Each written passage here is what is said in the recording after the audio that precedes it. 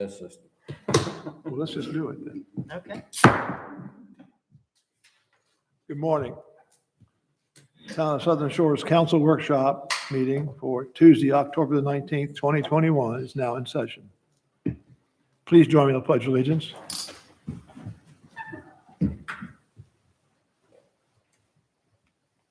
I pledge allegiance to the flag of the United States of America and to the republic for which it stands, one nation, under God, indivisible, with liberty and justice for all.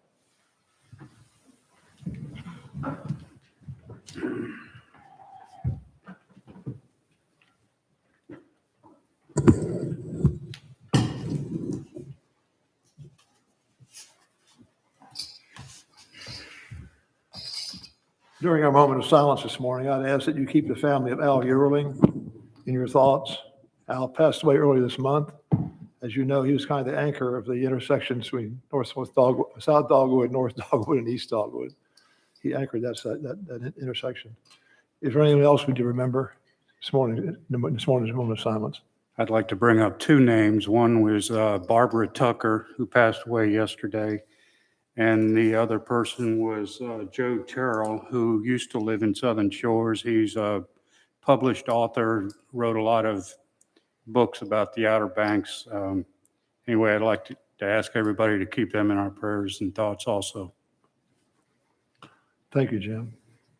Please join me.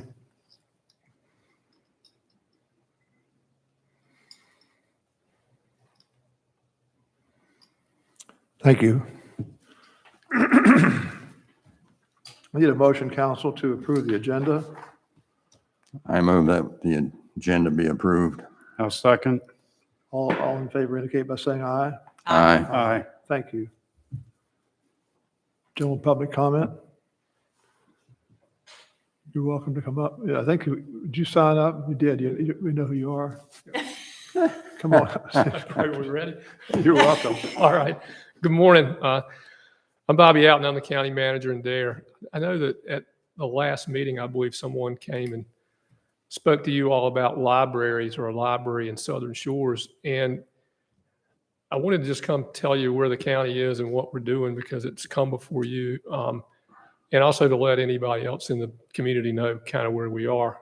I think some of the confusion may be because we weren't forceful enough in saying where we were and what we were doing with the process. I had talked to one of the members of that committee and told them sort of all the impediments that were involved in putting the library up here and how our priority systems worked and our capital plans worked and all of those things with the idea that they would understand that we weren't going to do it. Maybe I should have just said, no, we're not going to do it. And that would have cleared it up, but we didn't. Again, maybe I was too polite and should have been more forceful. And for that, I'm sorry because I didn't mean to make it where it came before you all and took up your time to deal with an issue that's probably a county issue. But I will say, just so you understand what we are and where we're doing, there are a number of reasons why we're not doing a project. One is that the librarian doesn't think it's a great idea. His view is that if we have the $115,000 to $125,000 a year that's necessary to operate that he could do a lot more good in the library system in other places than putting a library, a satellite library, if you will, in Southern Shores. Similarly, the library board has not made recommendations to do that either, though I don't know that they've come out and said, don't do it, but they haven't come to us and said this is something that we're looking for either. I think there's some other logistical issues. You're talking about, 8 or 10 miles from here to the library in Kill Devil Hills. Maybe it's a little more obviously from Duck. But we have libraries where we have them on purpose. We have one on the beach, we have one on the Roanoke Island, and we have one down on Hatteras. And so those are the three population areas that we have that we try to cover with our library system. If we put one up here, then certainly it would be more convenient for people in Southern Shores and Duck. But it's not a significant drive or a significant trouble to get to Kill Devil Hills. We go there all the time to go to Lowe's or Belk's or wherever else you go in Kill Devil Hills. Similarly, we have places that have a longer drive than it is from here to there. The folks in Rodanthe have to go all the way to Hatteras Village. The folks that live in Avon have to go all the way to Hatteras Village. Even Buxton, all of those are longer drives than it is from here. And so when we start strategically placing libraries to try to hit populations, this isn't the first place with the longest drive or the least convenience that we have. And so it wouldn't be the first place that we're going to do that. And so, and then on top of that, we have a pretty aggressive capital campaign going on now. We're redoing a lot of stuff. We're finishing up a college. We just finished an animal shelter. We're getting ready to start a whole new public works complex. We're redoing 9 EMS stations.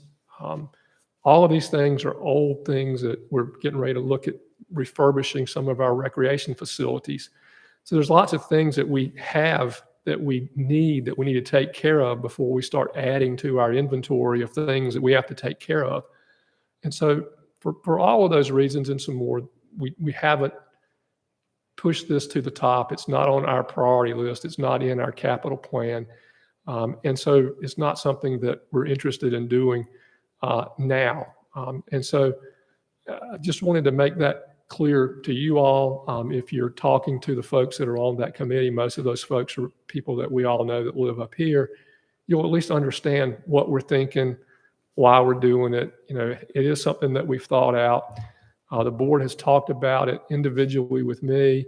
I believe we talked about it in one of our workshops, and we do a capital plan every year where we plan all these things, and it's been proposed to us at least twice, and it hasn't made it through that capital plan yet. So it's pretty clear that our board's not prepared to move forward with that project now. And so to the extent that anyone needs to know where we are, that's where we are. We're not prepared to move forward with that project, and not for lack of consideration, not for lack of thought, but because it just doesn't fit for all the reasons that I just described to you. Anybody have any questions about that? I'd like to just make one comment. Well, first of all, the county's decision is as it is. I'm not going to speak about that, but when you talk about the length of the drive, if you measure from where we're sitting right now, that 8 to 10 miles may be appropriate, but for the people in Northern Duck, the people up that way, it's not just a drive. I would suggest you not bring that part up. I mean, the bottom line is if the county doesn't want to do it, then they're not going to do it. So, not to be argumentative, but I'll test you to drive from Duck this morning to the library in Kill Devil Hills, and when you finish, go to Rodanthe and drive to Hatteras Village and tell me which one's longer. And therein is the issue. well, I personally take issue with some of that drive distance because one of the goals was to try and open up a library facility for children. Now, again, I'm not trying to be argumentative either, but I think that length of drive is kind of a weak argument in the scheme of things. There are much stronger arguments that you've brought up. The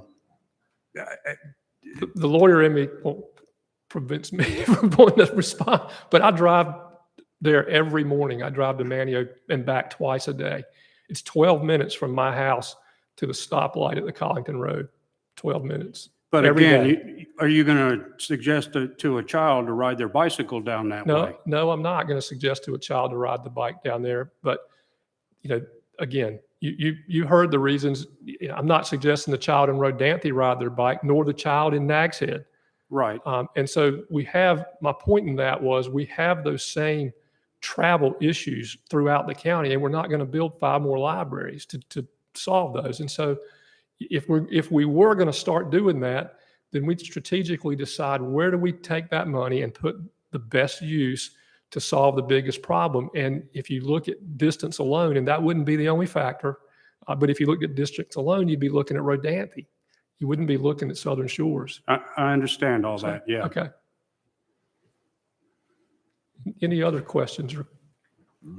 Anybody else, council? No, I don't. All Bobby, right. thank you so much. Thank you. Thank you all for letting me speak. I appreciate it. See you soon. Okay. Appreciate you coming Bye-bye. out. Take your time. One last thing, I'll put in a plug.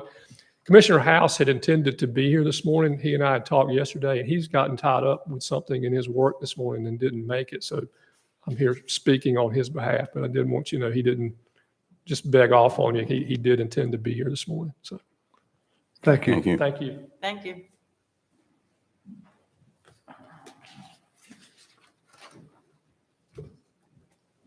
This time I'll ask our town manager to give us update on where we are with this discussion about the pavement condition study and how we're going to approach it, what we're going to try to do. Cliff? Okay, thank you. So in your packet, you've now got 4 options, and of course, there could be other options, but the 4 we're going to kind of concentrate on today are in your packet. And just to kind of recap where we are, we made a conscious decision to budget $1,123,689 for either the Hillcrest Drive paving project or an implementation of a SEPI recommendation.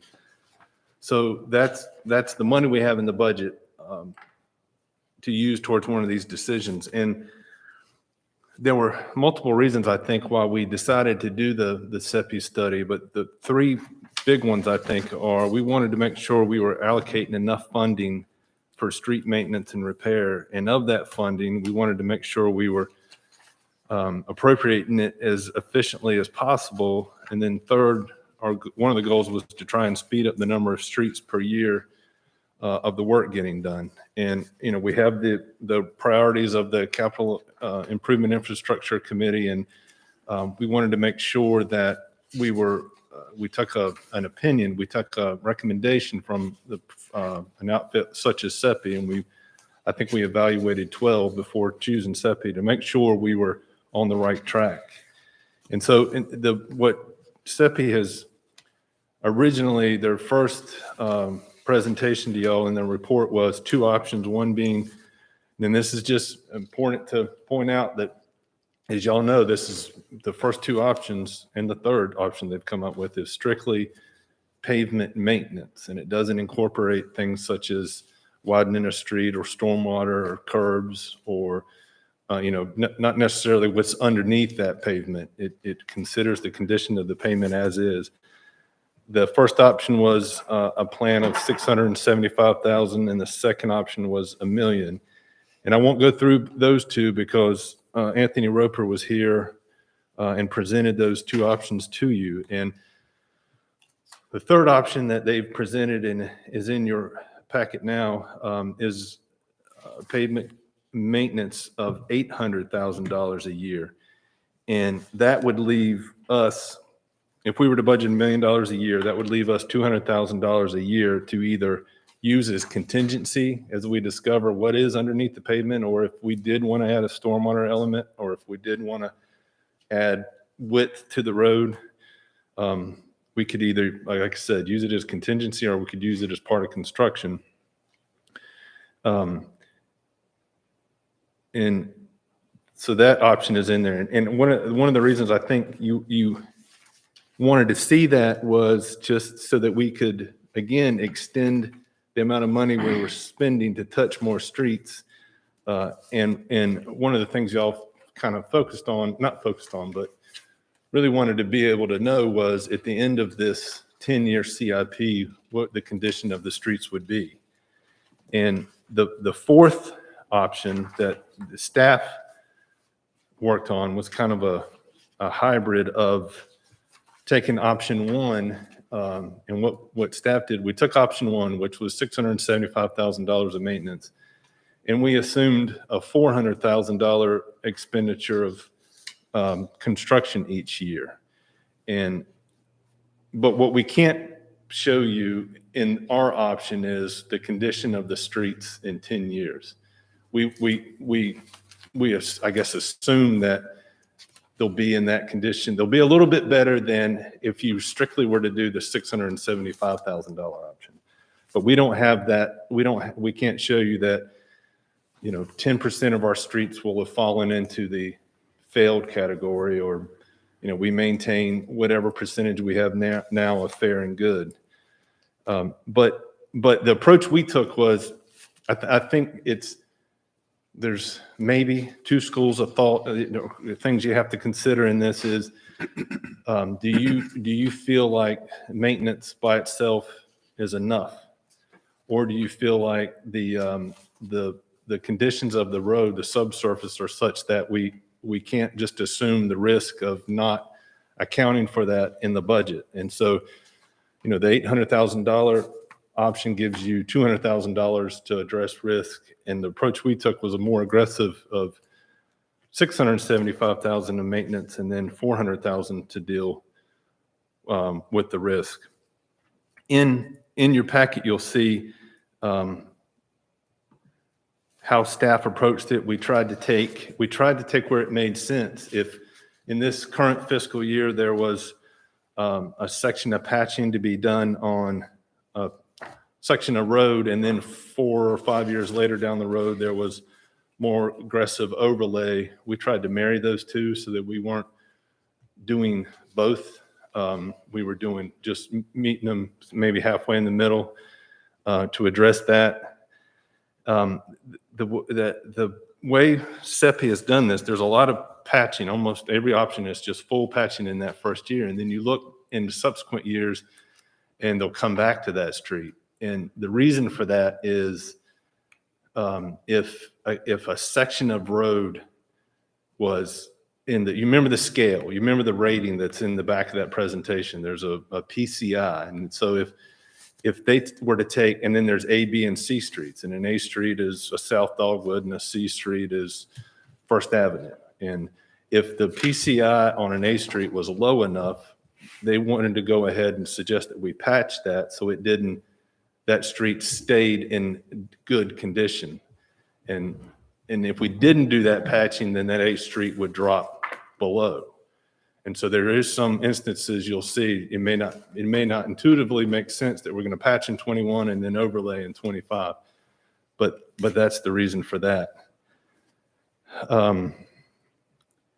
Let's see, so again, I think as we're going through these, you have to consider whether or not we need to continue the construction of the full depth rebuilds in the way that we have. I think you have to consider, if in this first year, if we were to go the $800,000 route, there's about 21 sections of patching.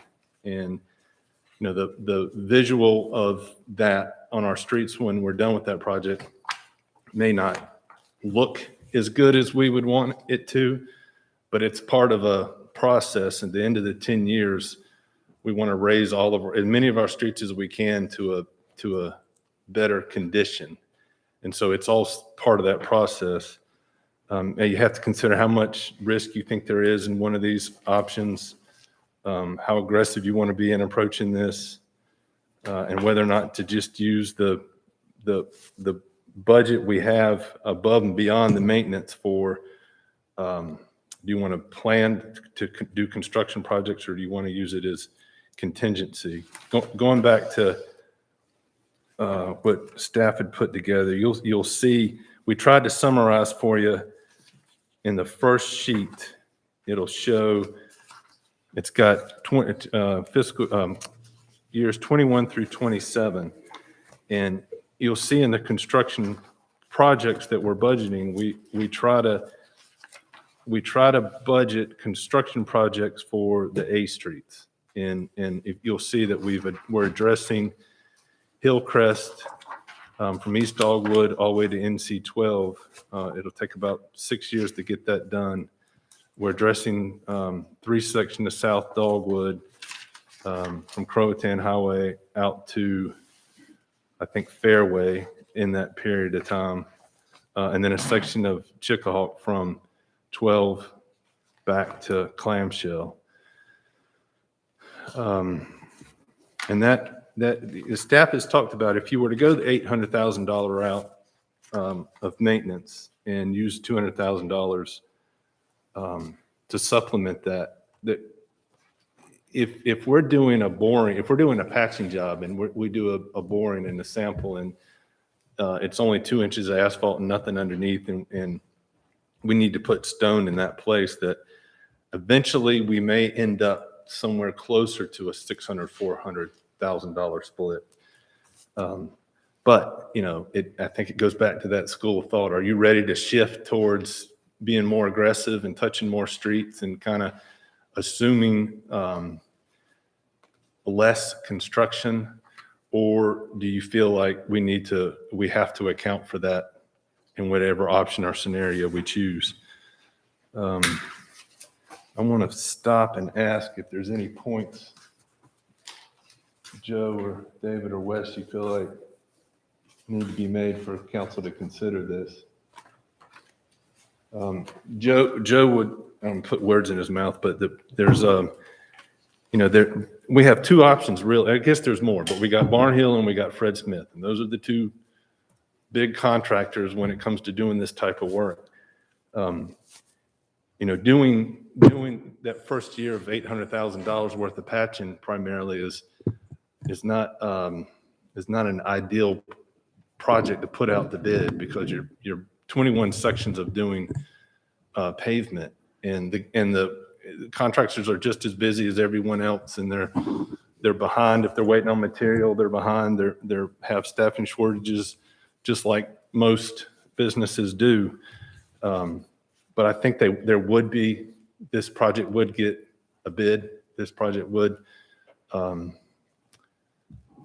be something that we would receive a bid back on. But again, until we try this, I think it's, there's a moving target. It's if you were to say we're going to go the $800,000 route and start doing that this year, we would have to evaluate every year the work that we're doing, and we'd have to consider, do we really need to patch this section ahead of this section, or we'd have to look at, for example, on Fairway Drive, why would we patch this section this year and then overlay it down the road? And those are decisions that we can make, and those are decisions we can make on a yearly basis. So, I mean, there's a lot to debate and there's a lot to consider. And so I will stop and see if you have questions. The concern is, even though we've got 2 companies, Barnhill did not bid on the current project that Duck had. That's right. Fred Smith and one other did. There were 3 at Barnhill plus 2 others, and they did not bid because they're at capacity of the work they're doing. Right. I think if we were to decide today we were going to bid we were going to go with the $800,000 route. If we could give them as much time as we possibly could to get it done, that would help. If I don't know that it would help Barnhill, I think it would help RPC. But if we were to give them till the end of the year, I think they could fit it in. In this type of work, I think we could. Well, Fred Smith is more like a large company. They're pretty busy too. Right.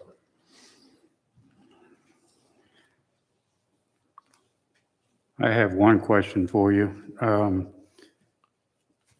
This may be a little bit off subject here, but what would be the role, if any, of our Capital Improvement Infrastructure Committee as it is currently formed? It seems to me that the CEPI report is a pretty comprehensive thing, and it's not something that I doubt any council member up here or anybody can just pick up, read, and understand all the intricacies on all this, especially since the CIIP committee was traditionally scheduling which roads to address first and everything.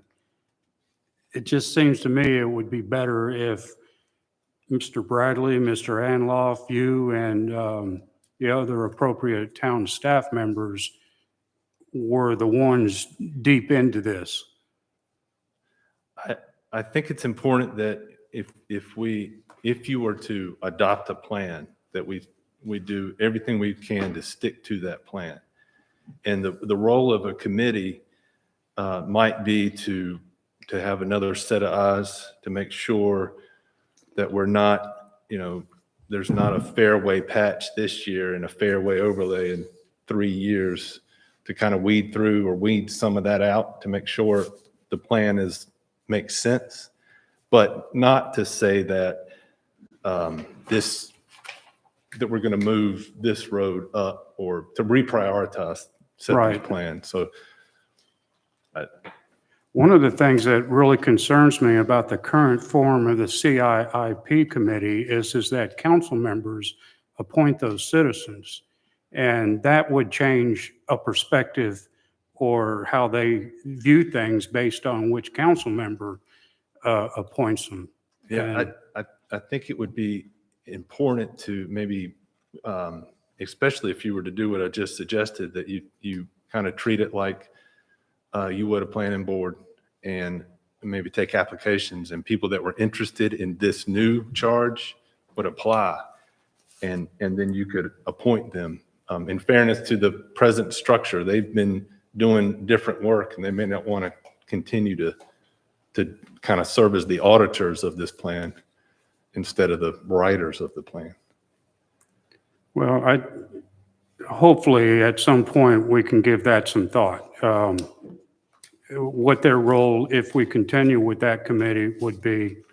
And I would advocate very strongly, probably this being my last time to advocate, that we stop council members from appointing members to that board. Exactly what you're saying, treat it like a planning board. Yeah, and I don't know that if, once you make a decision, then would be the right time for me to come back, staff to come back with a recommendation of what to do with that committee. I think my recommendation is probably going to be what I said, regardless of the route you were to choose. I think that there'd be two roles that the committee could play, and specifically in the discretionary spending of the additional 200,000 for construction work. If you look in year 2022, there's fairly large rehab mill and fill. At that point, you could isolate those roads and say, at what point do we want to look at consistent road width of these roads? Where do we want to employ those construction dollars? And that would be a place the committee could provide input to council. The other place the committee could provide input is potentially other recreational type projects along the lines of walking trails or something of that nature. So, I mean, I don't think it has to completely go away. It just changes in its scope and in its references to council. Give us some additional direction or change its direction. I mean, there's still some discretionary, not discretionary. It is discretionary spending. I mean, there's $200,000 contingency. When we approach a mill and fill of East Dogwood Trail in year 2022, we might say to the committee, or Joe prepares an information that says this road is 15 and a half feet wide of this section. Do we want to try to target 17 or 18 through this section? And then they can prioritize that. And it could be more on a semi-annual basis rather than a quarterly or a monthly meeting. Please understand, I'm not advocating necessarily for the elimination of that committee. I just think what Matt is saying makes a lot of sense, but we just need to look at redefining what the role of that committee would be. Mhm.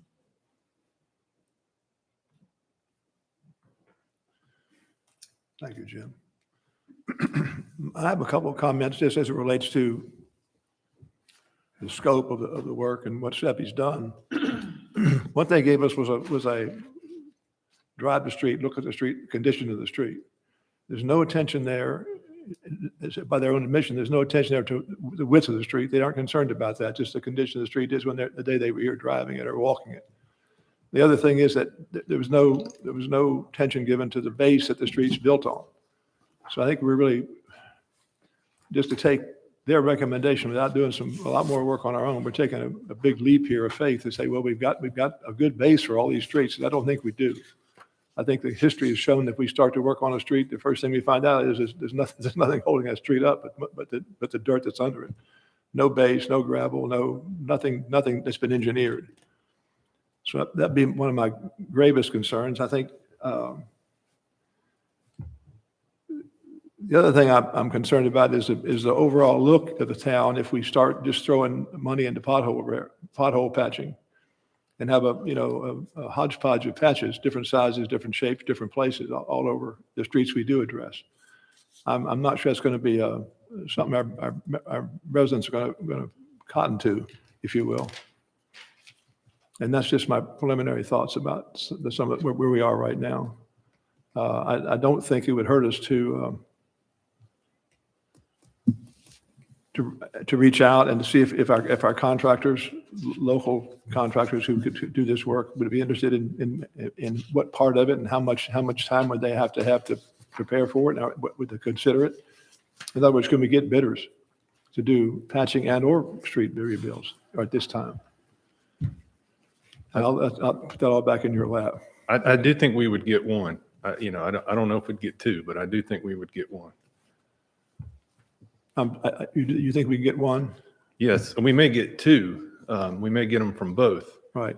But I feel like we definitely would from one. The two comments, they don't have to have that completed in this fiscal year. They get the contract terms for, like, the 2021 was the bulk of the patching. That could be extended over 2 fiscal years and the money passed forward, because most of these streets won't be touched again in that rehab. And if they know that there's a greater time to perform the maintenance and that the following year there's some major road builds, I mean, there's ways to write that to entice the bidder to be more engaged. I mean, I think some people are looking at writing on the wall and acknowledging that what we are in right now may not be the future in a year or two, and keeping good relationships and whatnot. Joe, have you had discussions with contractors on the new proposal?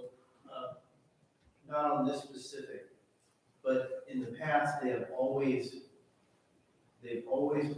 have always participated in the process in order to remain present, even if it's out of function. Mm-hmm. Typically, you'll see one bid close to the engineering process bid and one balloon. Yeah. And the balloon bid is, hey, I was here, we appreciate the work the town does, and we want to remain involved and invited to bid in future bids, but we're too busy, we have labor shortages, whatever the reason is. Here's a bid. If we get it at this price, somehow we'll figure out how to make it work. Yeah. But I would expect both to participate. Back when, I don't remember the year, but Rachel Patrick was the public works director, we did put out a bid about 24 or so full depth patching. Yep. What Stephanie was talking about. It was basically photographs, painted limits on the road. We got 2 bids and they went out and did this type of work. So it's not out of the scope of what they've seen before from the town. Okay. I think to Tom's concern about the sub-base, I think that's a really important one that we can't ignore. Seos is our most recent construction project.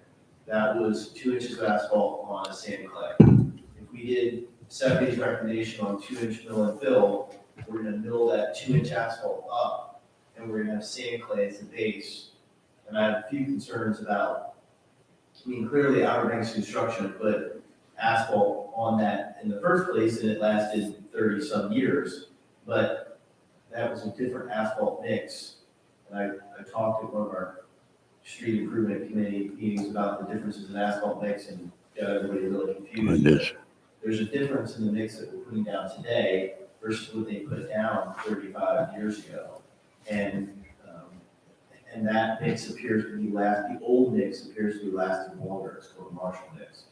But at any rate, I have concerns about putting down asphalt on sand clay from the perspective of life expectancy with the super pave asphalt mix. And I also have concerns about whether the contractor would honor any guarantee of that work, because that's not how we build roads today. The standards are different. And NCDOT has guidelines. And I don't know that we have to ask the contractor whether they would give the traditional 12-month warranty on a road that was put on sand clay. And so I am concerned that some of the things that Stephanie has put forward have extreme value to them, and some of the things that have to be evaluated on a case-by-case basis. And they may not apply. We may not be able to do this schedule over the next 10 years and actually do what they propose until we do some self-service investigation on each street. In the chart that we got here for 2021, I didn't count them, a number of streets there. Are those dollar numbers accurate, or has prices changed? Well, they were accurate. Well, at the time, but Yeah, at the time that they were provided to Stephanie, but be honest with you, I've had a really difficult time preparing engineering cost estimates with any degree of accuracy in the last 6 to 8 months. Everything that I did, and they're not all streets, some are wastewater systems, some are water main extensions.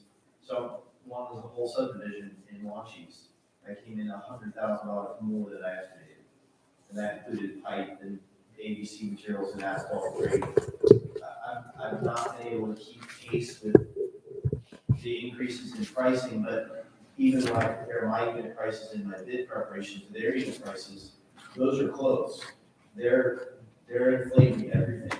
Everybody is super busy right now. They're experiencing all the same problems of labor shortages, material availability, material being discontinued, freight, shipping problems, things like that. They're all coming across this. So I don't know, my gut is that these prices are now significantly outdated and that we would have trouble doing all those items that are enumerated in, say, 2021 in that. And that means the schedule is going to be, the schedule is now, if the prices are more, you're not going to be able to do as much for what you have budgeted, the schedule's going to be. Yeah. Would we be bidding, say, 2021, would that be would we be doing all these in one bid? Yes, but we would have a line item for each one. Because there's a there's a staging cost gets in there of their equipment, let alone the material. Yeah, we would have a lump sum for each item so that we can go through in the budget and say, we can do, say there's 24, maybe around that here, but, There's a number I'll count. say we can get, 15 of them done based on the lump sum that, then we would just do those top 15 and the next would go to the top here. But I would bid them all and see where it came out. Yeah, there's 22 there, if I count it right.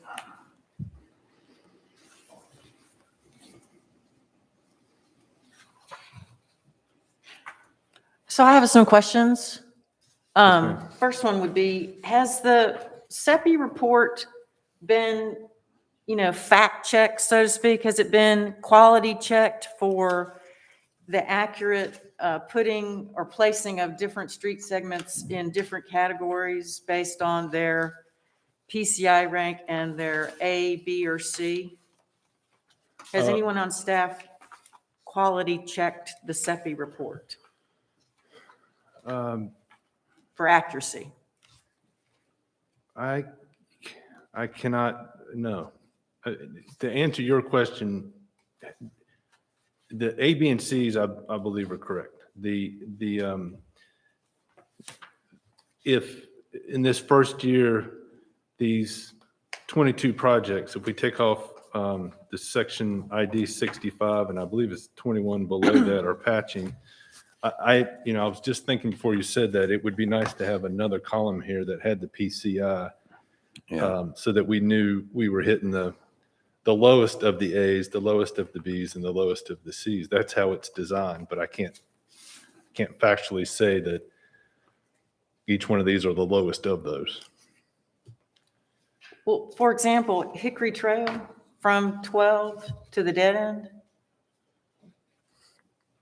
is a major residential collector and through street? Yeah, I think when we assigned that. I mean, the A, B, and C's are staff's assigning. Okay, so someone on staff thought that section of Hickory Trail was a major residential collector or a through street? No, that was in year 2 of option 2, and they accelerated in year 1 when they did the 800,000. So they accelerated our No, I'm just talking improvement. about the category. Is Hickory Trail a Class A? I think it's page 20. By definition, Yeah, supposedly. Page Class- 20. Class A is a major residential collector and through street.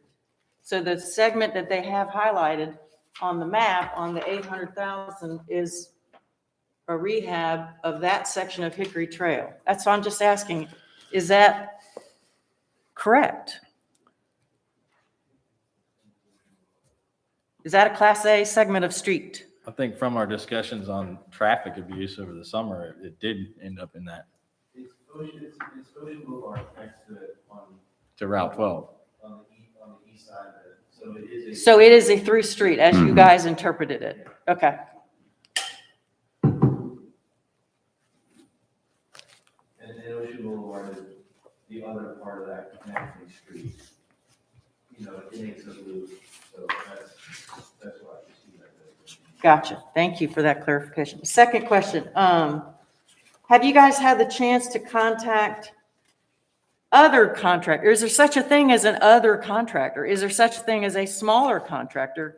Is there such a thing as a NCDOT specialized, full-depth patch contractor? Do they have these contractors in eastern North Carolina? And are we just not aware of them? I asked the Division I engineer that question, and his answer was, it's pretty much the two. It's just the two. For us, yes. For us. But now, I don't know that maybe there is someone out there who's not, who's a patcher. You know, that's what they especially, they're a subcontractor to RPC or Barnhill or whomever, I mean, Fred Smith or whomever. There's very possibly they could exist and they would come down here to do, that would be a big project for them. Okay. So, but I don't know.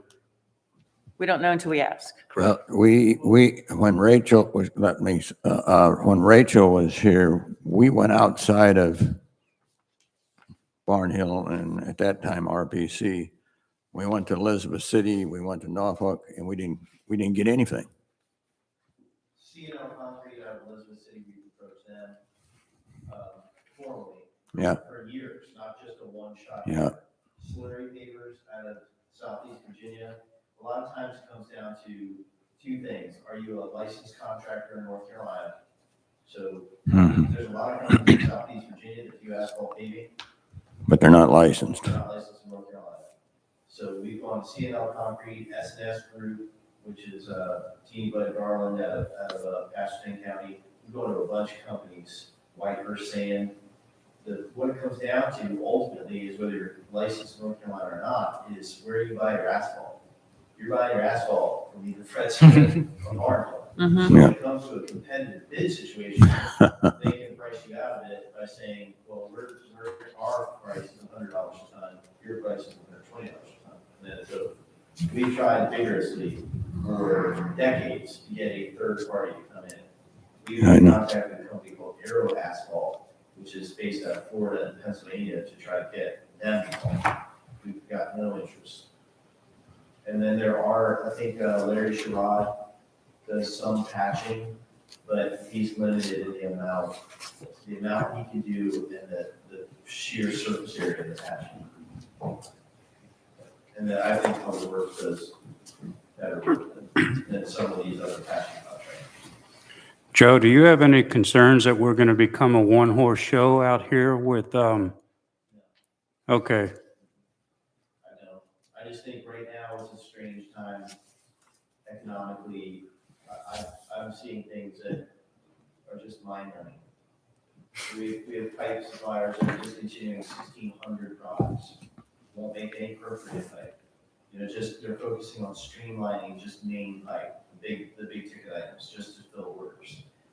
Of 4 PVC manufacturers in this country, 3 are taking no new orders. Only 1 is taking new orders. PVC manufacturers are one of the largest in this country. J&E Eagle ran out of resin. So unheard of. These are things like, you know, there are parts that are needed to make things that are sitting in cargo containers offshore, and they can't finish the construction of things that are needed in bigger construction projects. So it's just, it's a calamity of a number of things that are happening. I don't think Fred Smith or Rose Brothers are going anywhere. I don't think Barnhill's going anywhere. I just think that right now they're super busy and they're having problems putting men in machinery to do the jobs. so you would anticipate that in the future that there are 2 companies out here will be more competitive? At some point, yeah. Okay, At some point, I imagine this will all, you know, it'll equalize out like it always does. I mean, lumber prices went to the roof and then lumber prices came back down. So I think it will happen. I just don't know when. And I'm having a lot of projects that are bid that people are struggling with actually putting the project under contract because the prices are so high. thanks. So, my last question is, since we don't appear to have done this full depth patching process as described in the SEPI report to a great extent in our street maintenance program to date, is that an accurate statement? Yeah, fair. We've done it occasionally. We've done some full width, like the patching, so that everyone understands, it's not filling potholes. Yeah. It's cutting the road out, maybe undercutting the road and putting in base. You can do the full width of the road. And we've done quite a bit of that. We've never used that term patching. It's full depth repair.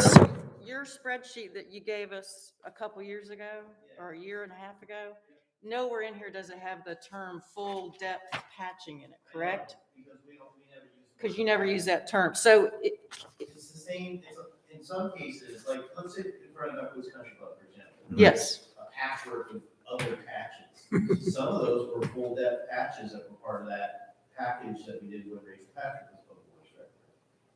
If we were to do patching today, I would say full width from crosswalk to crosswalk, tear it all out, put in stone, put in new asphalt surface. That, according to SEPI, is a patch. I call that something different. And a lot of our early discussions with SEPI was about vernacular, about what lexicon we use. The patching threw us off. We're like, are we filling potholes here? Yeah. No, it's, their definition of patching is the same as what I call full depth repair. It's a full depth section, you're doing the whole thing. I don't know if that helps, but that's, but it's certainly different from what you just did on COs. yes, that's a full road construction from, basically replacing the entire road.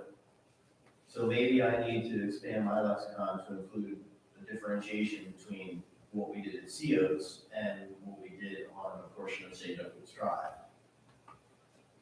Because it's the same, to me, it's the same scope. If you're cutting everything out and basically starting from new, then it's a full depth repair. The word patching to me it's like if you have a hole in your pants and you throw a patch on it, it looks like a pair of pants with a patch on. What we're doing is different. We're rebuilding full sections of roads, and the aesthetic is different. What we patched under that package, Rachel Patrick, were full depth patches, and they look like patchwork. Okay.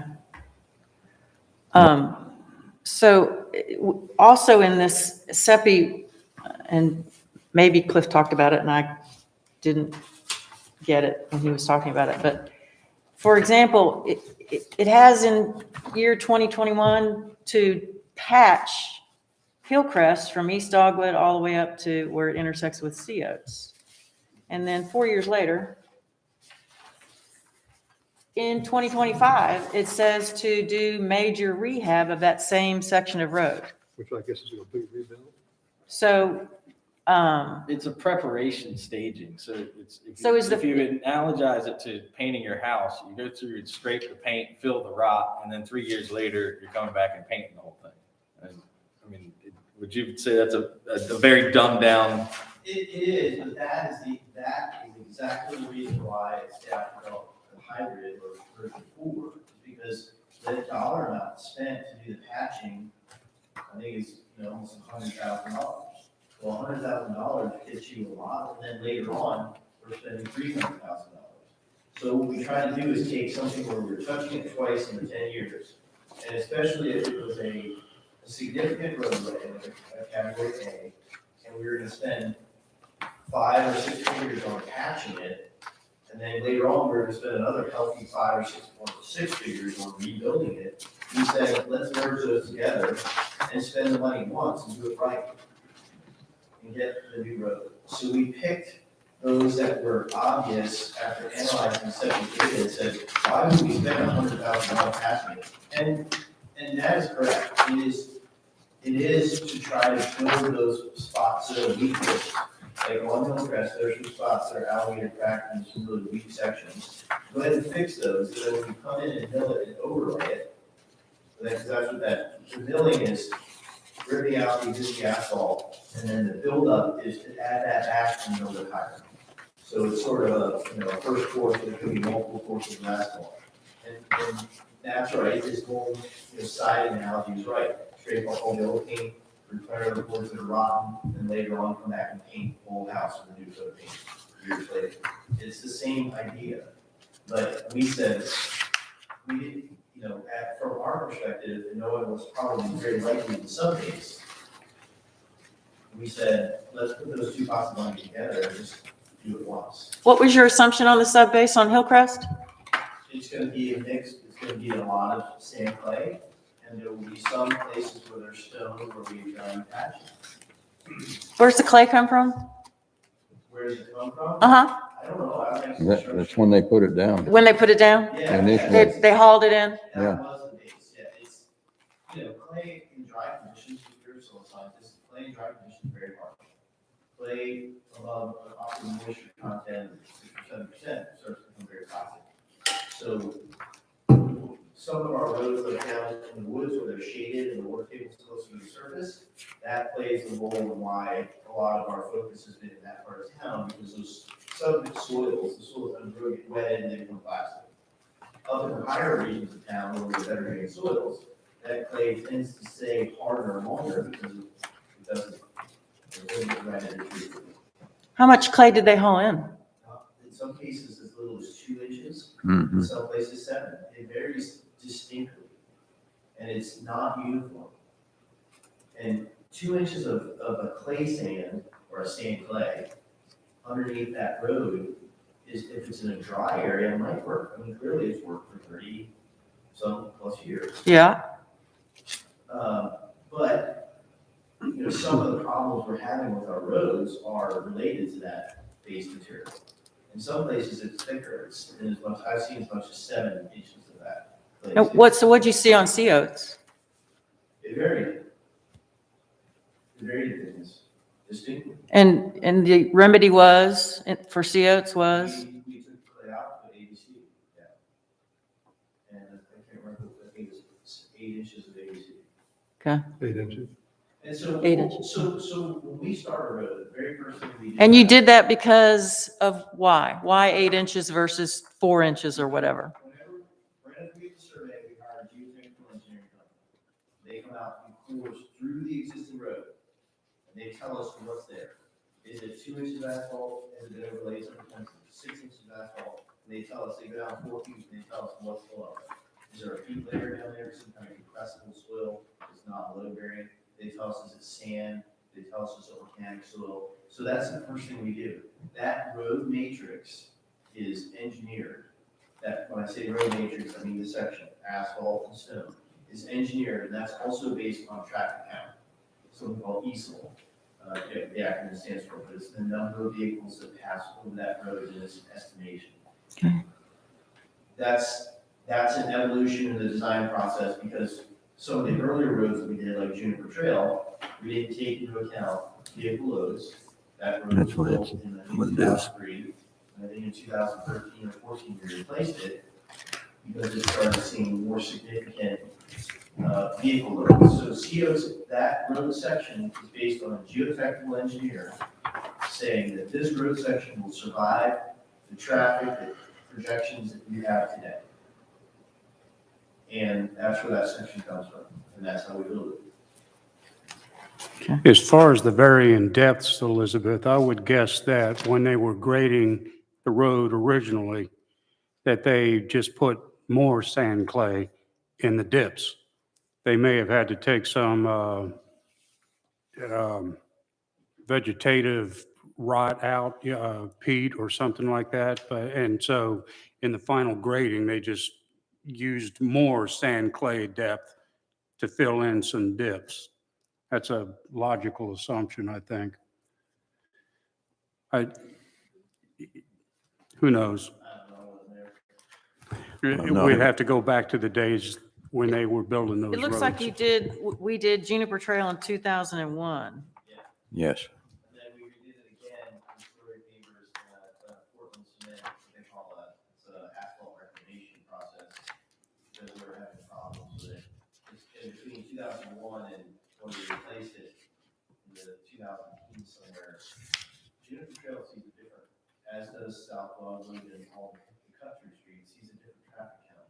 This says Juniper Trail was asphalt reclamation in 2019. So we got 18 years. So you got 18 years out of it. Yeah. In the meantime, a number of streets that during those 18 years have, and plus the 3 years or 2 years since, have not been touched at all. But, you know, it's those main thoroughfares or connecting streets that really, in my feeling, because they serve the most number of residents, have the highest priority. Oh, absolutely. I don't disagree with that at all. We definitely want to touch the streets that carry the most numbers of vehicles. And get them in a condition that resembles, you know, as Mayor Bennett said, what we want our town to look like. I will say this, talking to people over the last few weeks, I really think that there are a lot of people that think South Dogwood needs some work. And I know that staff has felt that way for a while. But again, so South Dogwood has significant patching, which is also known as, well, Joe is going to call it, you're going to call it what? Full depth repair, and they're going to call it full depth patching, except in here, they just call it patching. I don't think it's scheduled to get a rebuild though, anywhere. Just a portion of it. Portion of it in They do a series of 2025. Between the Teal and Gingite, Now the full street. and then more patching. Okay. Then you see North Dogwood getting patched. So I'm sorry, back to questions. Is there any feeling from staff about, instead of doing lump sum, doing the other process of bidding based on a fixed unit price? Is there any interest, thoughts that you were willing to share now about that?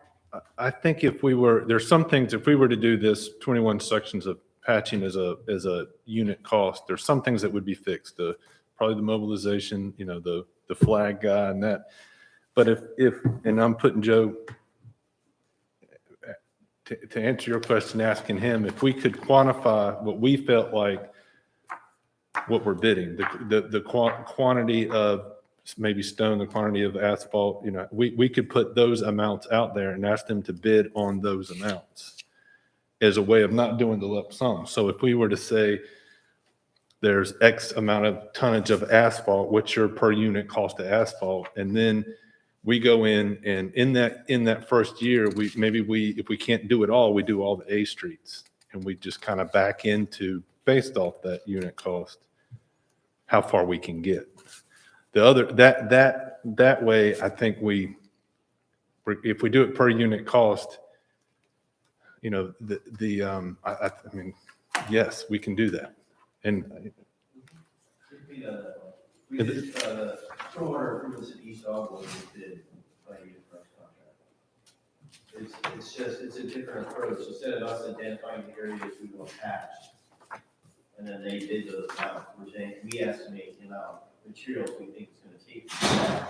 We put that out there to reverse the process. And does your project management oversight change when you have a project bid in that way as opposed to the lump sum? It does because, and what DOT does and what SEPI offers is an on-site inspector the whole time. Because you're counting trucks Yeah. to make sure that they don't short you a truck and say, well, we brought 100 trucks and there was about 80. Mm-hmm. So some projects we collect tickets. For every truck that comes, that guy driving it gives you a ticket saying, I brought you 12 tons of asphalt. So yes, it does change significantly because the only way you can really keep tabs on it to make sure that your contractor can be honest with you is to be there to see materials come in and be placed and quantify those materials because you're comparing it to the unit to the unit price. And that doesn't sound like it requires a civil engineer. That sounds like it requires someone who is a project. I would not propose that you pay me at my rate reality. Right. So I guess the question for staff is, how would we handle that role if we decided to go down this road as opposed to lump sum? Well, I think we'd look, two choices. It's something that we could do in-house, possibly, if we could schedule this. Or, we hire someone at a different rate. Okay. I think Stephanie indicated at their last presentation that this is a service they offer. Yes, and that's what I remember, and that they would provide it. And day-to-day on-site inspection. Maybe a combination of both. Okay. But, And has SEPI been contacted to see, not that I appreciate all of Joe's history on all of his contractor knowledge. Clearly, he's done his homework. I get it. Thank you for doing all that. But does Anthony Roper have other knowledge about other contractors that, have we asked him that question? I don't know that I don't know. Okay. Yeah, I mean, Contractors to install the roads. the patching, Oh, the full depth. Yeah, I mean, I don't know that he knows anything more. Because again, it all comes back to buying the asphalt from Right. the two, yeah, the you- two suppliers, and they'll just run them out of business, so to speak. Yeah. It's an aspect of living at the end of the road, I think. But just before you get to the ocean. And there's not a whole lot we can do about that, I don't think. Other than try to make it easier for those Virginia contractors to get North Carolina licenses. You want to work on that one, Matt? It's already there. Reciprocity's in place. Okay. They just have to fill out a form, They just have to fill out a form? post the bond. Is there any reason to try to pursue that avenue? They're probably at capacity. They're where they probably are. too busy I too? mean, well, the other thing is. They got to buy asphalt. They still have to buy asphalt from the same guy. Asphalt's hot. And if Yeah. You have a heated truck. which Yeah. you don't run it. If your plant's in Southeast Virginia, you still gotta run it down here and place it. It'd be So- cold by the time it got. So they're here. still not going to buy asphalt except from Barnhill or Smith, okay. All right, This, so, this first year of this plan will have challenges beyond the implementation of the plan because of the conditions that we are in, whether it's contractor account, labor availability, material pricing. I mean, I can empathize with Joe. You get a price today, it changes tomorrow. There's just no two ways about it. And I mean, nobody's holding prices. So I would, if we go this route, I would extend a 24-month delivery date for the contractors, or a 2 fiscal year. And I mean, that's up for discussion, but I mean, I would give them that flexibility because it's not impacting the year 2 of the plan. And it extends that maintenance life cycle. And we could direct the contract documents to say, these are our priorities for this year, but you have, 2 years to achieve it. I think that would alleviate some of it. But Joe, you got a closer relationship with the contractors than I would, so I'm just throwing that out there. If I had a client that offered that to me on, when they call me to go fix their decks, it would mean I would take the job versus turning them down or putting a hell of a high price on it. We almost always argue for a slightly longer contract period because it typically results in a better price because you've given them the flexibility to Yep. fit it in their schedule. As long as it doesn't violate our fiscal year, our spending requirements or whatever, I've always argued for that. And I think you're gonna find a lot more interest in a longer contract period because they'll be able to work it in. The only thing that's tricky is all these patches, although the Townsend Shores isn't enormous, you gotta run around, your mobilization and moving equipment and stuff is kind of a tedious process. So, Yeah. that's the only hiccup in that, but I do agree that the longer the contract period, the better the price, the better response you're gonna get from the bid. And I think that, anyway, that's ultimately your all's contract administration. But So it would figure if you're having to basically mobilize and then remobilize to move from 3 or 4 or 5 streets away, it's probably just going to cost you more money. There's no way around Not that. necessarily if it's being bid on a unit price. I think they're just gonna pick the time that they do it. Yeah. So the only thing that gets a little tricky is that third-party tester. Is that if they decide to do like half of them at one time, you hire that subcontractor to do the testing, and then they take a break for 3 months and do the other half. But I suspect they're gonna pick the time. They're still gonna do it in a short window, because that's where they make money. You're not gonna try to extend it out. It's just, we're not gonna have control over when they start. It's gonna be, it's gonna be when it suits their schedule, which is It's good for us. And we could have notification protocols too, so at least we have an indication of when they plan to start. You can easily put a requirement requirement of the contract that they notify us 30 days ahead of their intended start date. Yep. So that we can notify residents and coordinate with emergency vehicles, emergency services. That's the weeds. We're in the weeds. The only problem with that is that if we get a high unit price because of things that are going on now, and then we see a drop like we saw in lumber prices, we're not gonna get the benefit of that drop. You can write a commodities index to it. Well, there's a liquid, you could base your bid on the. I mean, that's what we did with lumber accelerating, is we tied it to the board foot price. I mean, if it accelerated this much, the cost increases. We've done it before, where we based bids that were extended out on the liquid asphalt index price, which is a DOT published price. We've done that before. And that way we can recapture some money. It gets very convoluted after a while. Yeah. The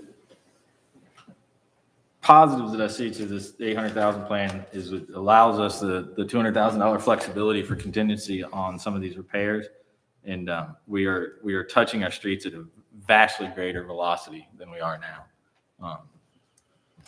Yeah, I think I don't disagree with that at all. The only thing that still, I can't get out of my mind is there are still streets, even though they may not be an A street, there's still streets in very poor condition that do not get touched at all in this plan. Have you identified them? Well, there's Jingai, You got this touch. the south end. That's where the flexibility of 200,000 and does get touched in year 2029. Oh, there you go. But the Maybe the Mid-Currituck Bridge will be done by that then. was one thing I was in the back of my mind was the 200,000 flexibility also improves, like if you have an accelerated area where there's standing water that it appears that didn't appear before, such as the south end of Jingite, Mhm. that could be in a construction project for that year or a stormwater improvement project for that year while we move forward with this patching. I mean, in this first year, the $800,000 allocation, there may not be a lot of places where you would want to employ construction dollars. So either banks to the CRF for this year and goes to supplement a future year, or we find a project that looks like, and that, to answer Jim's question, I think that might be a role for the CIP. But we would probably need to have a financial picture prior to them meeting to discuss that kind of thing. But like maybe bids out for this and back to us. Yeah, well, I think what I've heard from that group is, they don't have a problem, identifying the priorities. Where I think they have a challenge is they felt we were requiring them to come up with the financial side of it, and that's where they were having some struggle. Well, I hear you, but the first meeting I had with them, it was, well, if we knew what the budgets were, we would better be able to pick the Yeah, choices. well, And they then we changed gave them a budget, and they said, oh, no, that's not our purview. You Yeah, need to they talk about changed their budget. mind. So, I mean, I think narrowing the charter of CIP after potential adoption of this plan would be a very critical effort on our part. I guess the caveat I would make is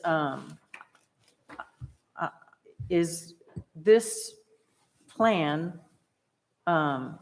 would need to be updated as conditions, because the condition of the south end of Jingite didn't used to be as bad as Oh, it yeah, is now. And it wasn't as bad when SEPI did their thing.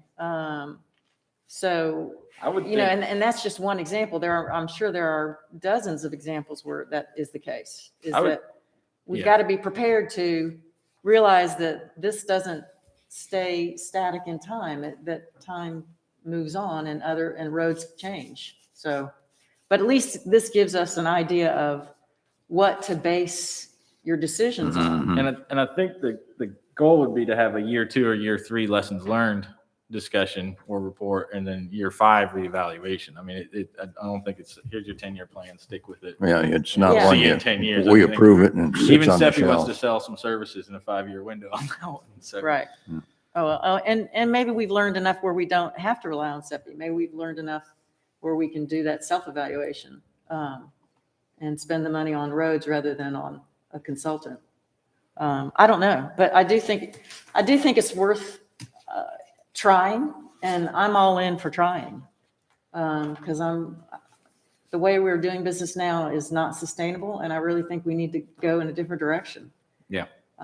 So I'm for it. I've said this up here in the past, and I think it bears repeating in that traditionally we were, to use the old vernacular, doing road rebuilds on some of the worst streets. Hollow Beach Court is one you would bottom your car out up there. And I think right now Jingite is at that point where it's in a failing state, basically. It's going to just keep getting worse. We've addressed the worst of the worst. Now we just need to address some of the worst.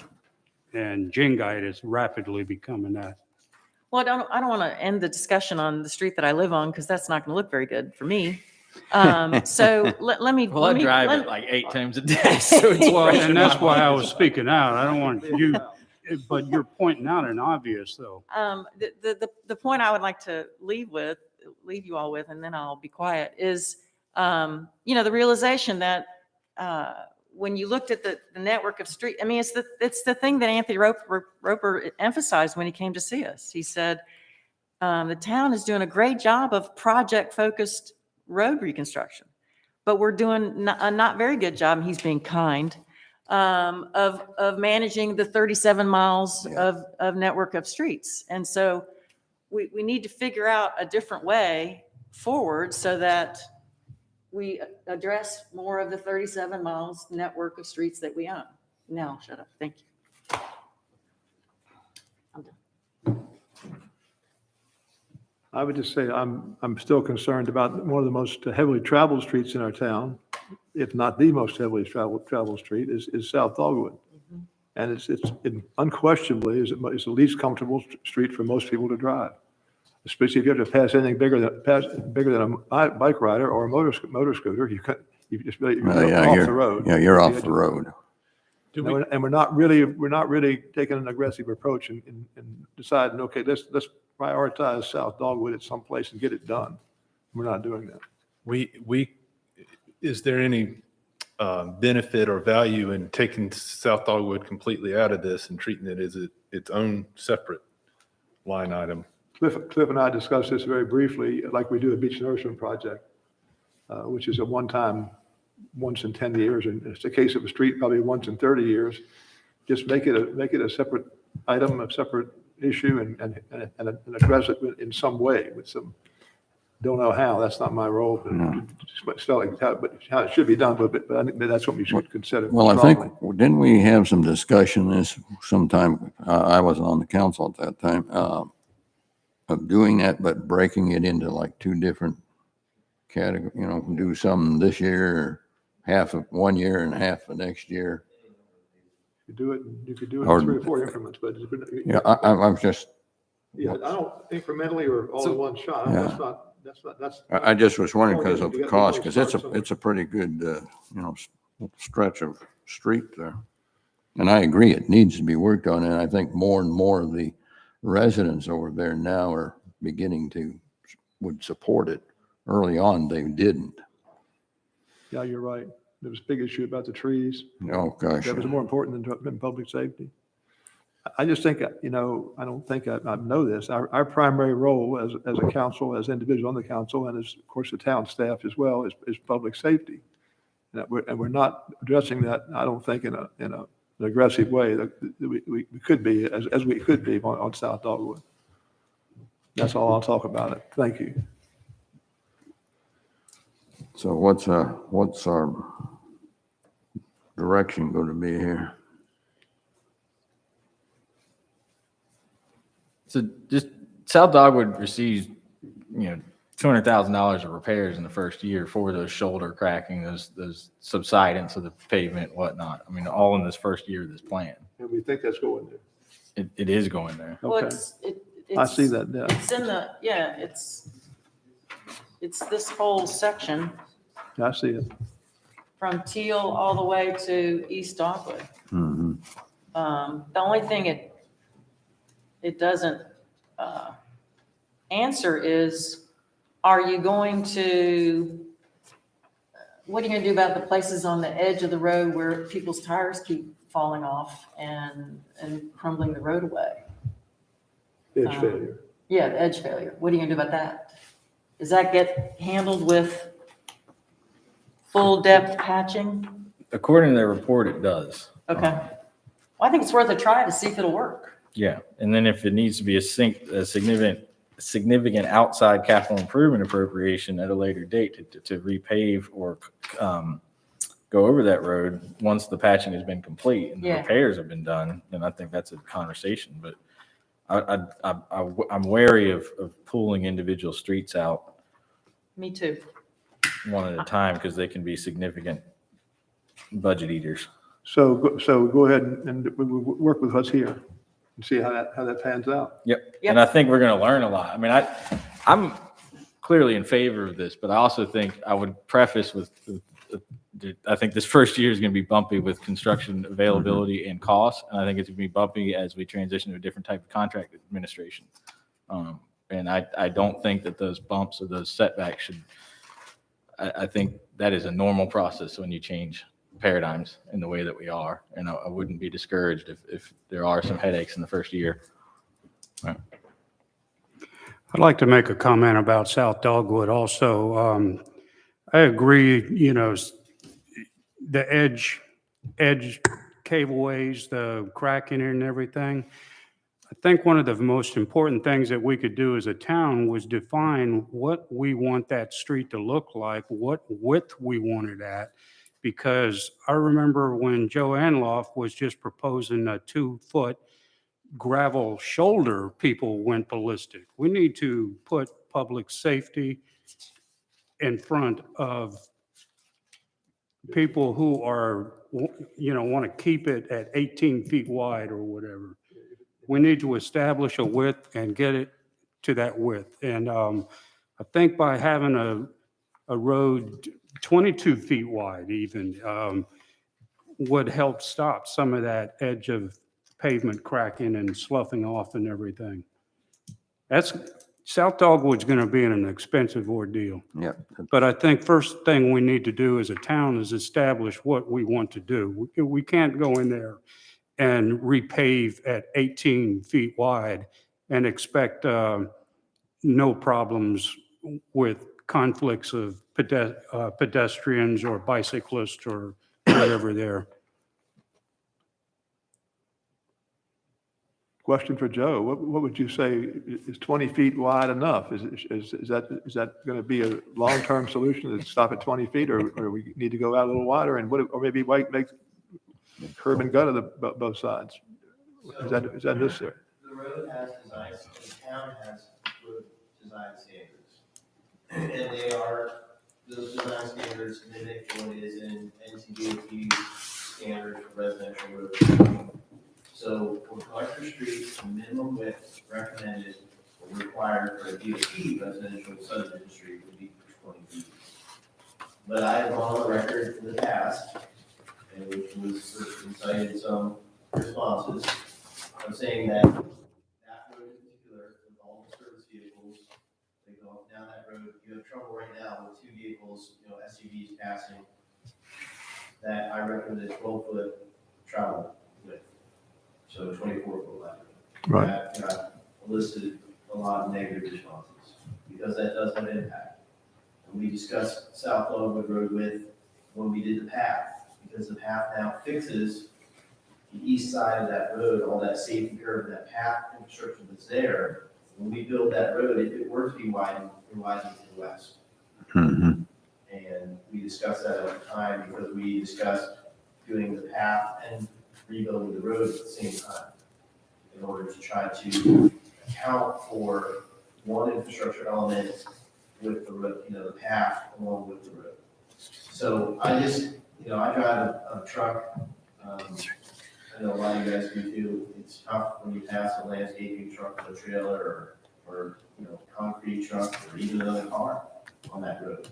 So width is an issue, but it's something we've wrangled with before, but it will any road construction project that we do out there will have impact to vegetation. That is a hot button issue. Yes, I don't need to tell you all that. That is a significant issue in town. Well, it also will impact the speed at which vehicles will travel that road. If they perceive the road to be wider, they will go faster, and they're already going too fast. So speed is a problem. Yeah, that's an interesting point, because I mean, I haul a lot of trailers and boats and drive a truck all down that road. And if you're traveling at a speed that is requisite for that road, 24, 23 miles an hour, it's not nearly as challenging as it's, I mean, I passed a school bus this morning in my truck. I mean, you just travel slow. Yeah, I don't recommend, I don't go along with a 24-foot wide road at That being all. said, I'm just real curious, have you completed a road design for South Dogwood before? Okay, I was just curious.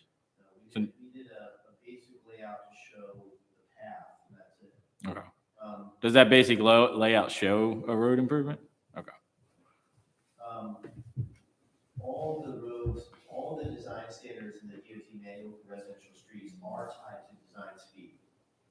So if you're talking about your centerline radius, that's a function of speed. So if you design a road for 15 miles an hour, you can have a tighter radius, a tighter corner. If you design it for 25 miles an hour, you have to have a longer radius. So to your point, the way the road is designed is tied to the design speed of that road. So yes, if you traverse that road at 25 miles an hour or exceed 25 miles an hour, that does put you in more jeopardy, because that road's not really designed for that design speed. You can also reduce the speed of the road by posting a different speed limit. Correct. We also don't have any, if we do this full depth patching, are we eliminating the engineering design and the surveying cost requirement for these jobs?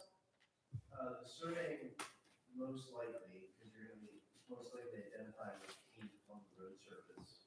You're going to go out and paint the limits of the patch, where you're going to say, we're going to patch from this section to this section. So the surveying is not necessary, because you're dealing with the physical limits of that paint on the ground. Engineering is a lot less involved as well. The focus would be less on plan creation and more on the unit price bid document preparation and that bid administration aspect of it.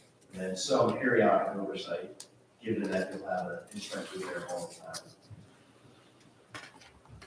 Is there any Powell bill restriction on being able to put a recessed reflector to mark the center line of the road? Because I'm thinking that for some people, they don't know where the middle of the road is. And if they did, it might help them drive on the right side of the middle. Yeah, there's no restriction. Okay. There's, They used to be there. Wow. Clack, clack, clack. No, I'm talking about recessed, Yeah. reflective Well, to catch that. center line. Do they have a device like that? that's Marker. Totally recessed? There are such devices. I don't know if they're going to be, I had trouble getting, rumble strip. There was no contractor here that wanted to do that. We ended up putting those glue down reflectors to delineate near Duckwood's Country Club, like near Blue Peak, Wood Duck. There was a white stripe, and then next to it, those reflectors to act as rumble. Those all came up. But the recessed reflectors exist. I don't know if anyone around here has a lot of familiarity with how to install them, but I'm sure it does. Well, either that or some sort of long-lasting reflective paint. Thermoplastic paint has impregnated with glass beads, and that's very long-lasting stuff. And it doesn't have to be a continuous white stripe. It just needs to be an indicator of where the middle of the road is. We have striped roads. Red Bay Lane is striped. Big White Bridge is striped. The Chickahaw Culvert Bridge near the North Marina is striped in order to delineate those areas that are tricky. Where there's a change in elevation or the road shifts a little bit depending on where we put the path. So those sections of road in town, I think there's also a stripe at the bottom of Hickory. So we have some areas where there are some striping to help folks delineate traffic lane. Yeah, I guess I'm talking about the places where we are going to be doing the full depth patching is we could consider adding in The striping. some kind of middle of the road indicator, whatever seems to make the most sense in terms of lasting the longest and not being the most expensive. I think that goes back to the width of the road too. I can understand not wanting to go 24 feet, but I think it needs to be wider than 18 feet because people, especially with the pathway, you can see the black marks where people are hitting the walkway in some places. They want a little extra room on that side. So there's straying over on an 18-foot section of the road, they're straying over the center of the road. So again, that's a decision that the town can decide on in the future, how wide that road should be. There's not many places where it's only 18 feet. We have very few roads that are over 20 feet in width. The only place that it might be is at the very south end, South Dogwood, near the elementary school. Some of those drive aisle widths may be slightly wider than 10 foot, per. Right. Almost every, I don't think we've ever, in 21 years, ever built a road wider than 20 feet.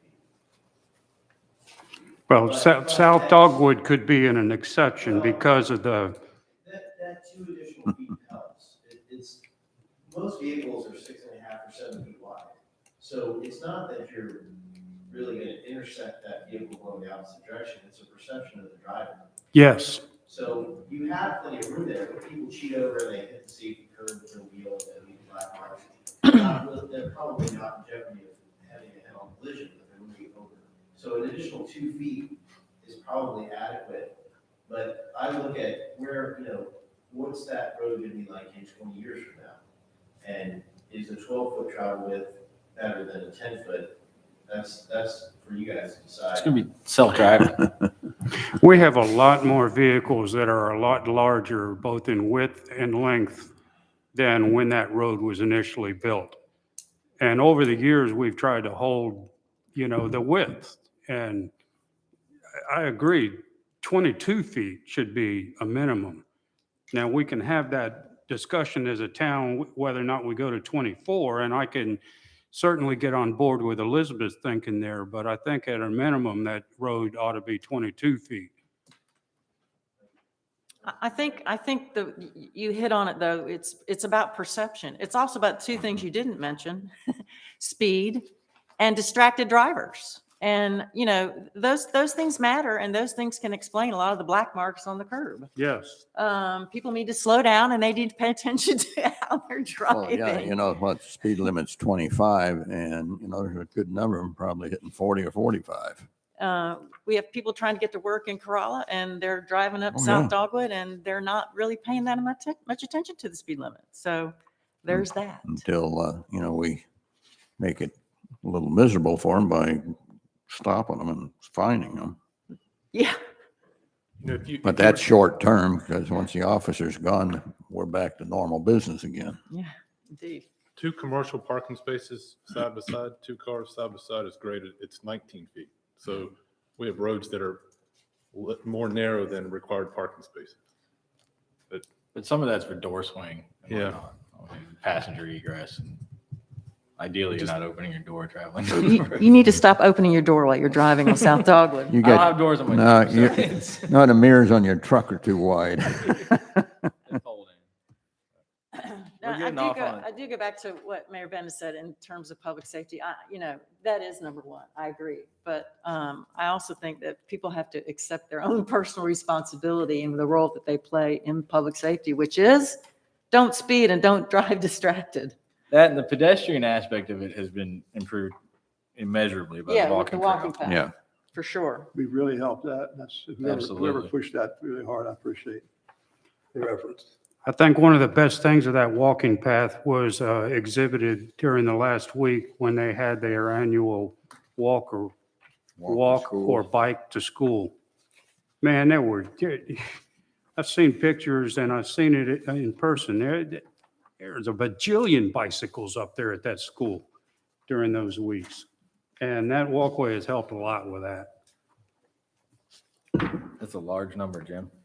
Yeah, bajillion. I have a hard time spelling that.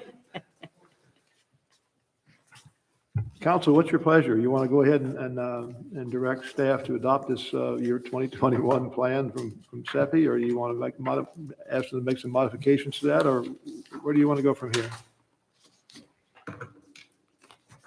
Do you think need to get some more information first before we make a decision? Well, if you were to tell me today to proceed with the 800,000, I would come back with a bid package. That's what, yeah. Yeah. So that, for you all to approve before we put out. Okay. So I think that would, And in that process, you would be doing some of this information gathering and so forth and so on? yes, Okay. ma'am. I would like to make a motion to direct the town manager to pursue the $800,000 CIP as proposed by CEPI. I'll second it. I have a motion and a second. Any further discussion? And are you going to bring that, I'm sorry, are you going to bring that back to us in November? Or are you going to wait till December? Or what makes sense to you guys? Yeah. Oh. But I mean, could we bring what it would look like?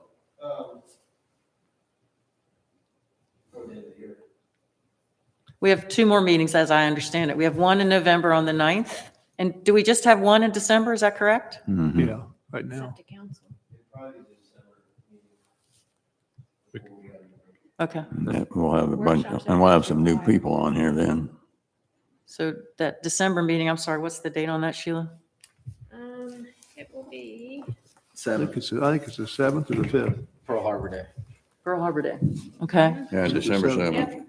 And that's the only meeting in December. Yep. And that's also the meeting that members are sworn in. Yeah, we'll have there'll be some new bodies up here. So we'll have some stuff going on. Okay. It's okay. All right. Yeah. And in the meantime, if we generate any other questions, we can just Yes, ma'am. share them with you. So I have a motion and a second. We had some discussion about it. I think I ask now for a vote. All in favor indicate by saying aye. Hi. Aye. Aye. Anyone opposed? Question mark? Question mark. No, I'm kidding. I'm kidding. There's always a question mark. Any other business, Cliff? No, sir. Where's our agenda? Let's see how we It's up close this there. out. We're down to council comment. it's on the screen. It's on the screen there, Tom. I got it. I had to get right page of my book, though. Council comments. Let's start with you, Leo. I don't have any at this time. Elizabeth, No, none for me, thanks. Matt? Council comments? No, thank you. Jim? I just want to comment very briefly on a major event that's going on in Southern Shores this week, and that's the planting of that milkweed. We'll be getting the plants Friday, planting most of them Saturday. And as soon as I leave here, I'm going out to start prepping some of the job sites. So where we will be doing the planting. So that's it. And we've got more than 20 volunteers at this point to help plant with the planting. That's terrific. That's good. I have nothing to add. Yeah. Need a motion to adjourn? I move, we adjourn our meeting. Second? Thank you. Aye. Aye. Thanks, folks.